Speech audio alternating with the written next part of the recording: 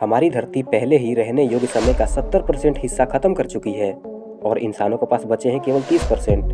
पर घबराने की बात नहीं है, क्योंकि अभी इंसानों के पास लाखों करोड़ों साल बचे हैं, जिससे हम यानी कि इंसान इस धरती को गुड बाय करके किसी दूसरे सोलर सिस्टम में या फिर हैबिटेबल प्लेनेट पे माइग्रेट कर पाए। यह ग्रह गोल्डीलॉक जोन में आता है। इस प्लेनेट का सन जो है वो हमारे सूरज की तरह ही है और यह ग्रह कॉन्स्टेलेशन ओरायन में एक तारे का चक्कर लगा रहा है। यह बिल्कुल धरती जैसा एक गोल्डीलॉक जोन में आता है और यहाँ पे परग्रही जीव भी हो सकते हैं। दोस्तों, एलन मस्क के बाद वैज्ञानिकों का एक ही मकसद है, धरती जैसे दूसरे ग्रह को ढूंढना, ताकि इंसानों की सभ्यता को बचाया जा सके। और जहाँ तक कि एनिसेंट एस्ट्रोनॉमर की बात है तो वो तो शुरू से यही कहते आ रहे हैं कि हम यहाँ पे अकेले नहीं हैं। इतने बड़े ब्रह्मांड में हम अकेले हो ही नहीं सकते, क्योंकि दुनिया भर की कहानियों में ऐसा है जिसमें ये बताया गया है कि ओरायन से परग्रही जीव आते थे और दुनिया भर में कई ऐसे एनिसेंट स्ट्रक्चर हैं जिन्हें ओरायन के मुताबिक बनाया गया है, जैसे कि गीजा का पिरामिड। दोस्तों, यहाँ पे 3 पिरामिड को ओरायन की बेल्ट के मुताबिक अलाइन किया गया है। और अमेरिका में भी एक स्ट्रक्चर है जिसका संबंध ओरायन से है। हालांकि कई प्राचीन संस्कृतियों ने अपने देवताओं का घर काफ़ी दूर दराज के सोलर सिस्टम को बताया है। और एनिसेंट एस्ट्रोनॉमर की थ्योरी का ये कहना है कि सबसे पुरानी इंसानी सभ्यता सुमेरियन थी और उन्होंने कहा था कि ये जीव कहीं दूर से नहीं बल्कि हमारे सोलर सिस्टम के एक बड़े से ग्रह से आए थे, जो कि हमारे सोलर सिस्टम में मौजूद है, पर वैज्ञानिक इसे अभी खोज नहीं पाए हैं। और दोस्तों, प्राचीन सुमेरियन के लोगों द्वारा जो प्राचीन लेख लिखे गए हैं जो कभी उस समय पृथ्वी पर आए होंगे, और वो प्राचीन नस्ल के थे जिसे वो कहते थे अनुनाकी।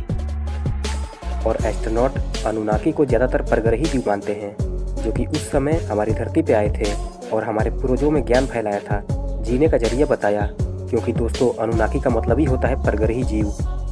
ये हमारा ब्रह्मांड काफ़ी प्राचीन काल का है और हमसे भी पहले कई बुद्धिमान सभ्यता इस ब्रह्मांड में सर्वाइव कर चुकी होगी और उन्होंने भी इस विशाल से कॉस्मिक स्पेस में ट्रैवल करने की कोशिश जुटाई होगी। और वो भी वही चीज़ तलाश रहे होंगे जो हम आज के वक्त करते हैं। शायद वो भी दूसरे स्टार की सैर करते हों और इस अंतरिक्ष में लाइफ को ढूंढते हों, और ये ढूंढते हों कि आखिर दूसरे जगह पे लाइफ किस फॉर्म में रह सकती है, उनका बनावट, उनका आकार आदि। हम जहाँ पे रहते हैं यह जगह हैबिटेबल जोन में आती है। और दोस्तों, जैसा कि आपको तो पता ही है कि कोई भी लाइफ या फिर कोई भी चीज़ इस ब्रह्मांड में हमेशा के लिए जिंदा नहीं रह सकती। और रिपोर्ट के अनुसार हमारी पृथ्वी हर साल सूरज से दूर होती जा रही है और एक दिन ऐसा आएगा जब धरती सूरज के ऑर्बिट से बाहर निकल जाएगी। दोस्तों, हमारी धरती पहले ही रहने योग्य समय का 70% हिस्सा खत्म कर चुकी है और बचे हैं केवल 30%। पर घबराने की बात नहीं है, क्योंकि अभी भी इंसानों के पास लाखों करोड़ों साल बचे हैं। और इसी के वजह से तो वैज्ञानिक अंतरिक्ष के मामले में कई रणनीतियां बना रहे हैं, जिसे हम भी अपने ग्रह के अलावा किसी दूसरे हैबिटेबल प्लेनेट पे जाके बच सके। क्योंकि दोस्तों, ब्रह्मांड में होने वाले बदलाव की वजह से किसी एक जगह पे ठिकाना बनाना संभव नहीं। कोई भी ऐसी जगह नहीं है जहाँ पर कोई भी जीव लाखों करोड़ों साल तक बसेरा डाल सके। इस कुदरत की बनाई दुनिया में कोई भी चीज़ स्थिर और अमर नहीं है। ब्रह्मांड पहले जीवन देता है और फिर वो जीवन छीन भी लेता है और फिर उसी छीने हुए चीज़ों से ये दोबारा नवा चीज़ें बनाता है और ऐसे ही प्रक्रिया चलते रहती है।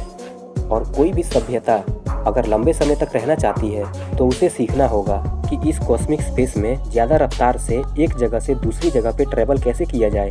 क्योंकि कुदरत मौका तो शुरू से ही देता है, पर इसके कहर के सामने कोई भी चीज़ टिक नहीं पाती। हमारा ब्रह्मांड बहुत खूबसूरत चीज़ों से बना है। इसका एक मिसाल है हम खुद, यानी कि जीवन, और ये इसे ख़त्म करने की काबिलियत भी रखता है। यह जोड़ता है, तोड़ता है और फिर टूटे हुए कणों से ये ब्रह्मांड बड़ा ही खूबसूरत चीज़ें बना देता है, जिसकी वजह से पुनर्जन्म का लाइफ ऐसे ही चलता रहता है। तो दोस्तों, waiting for the next part.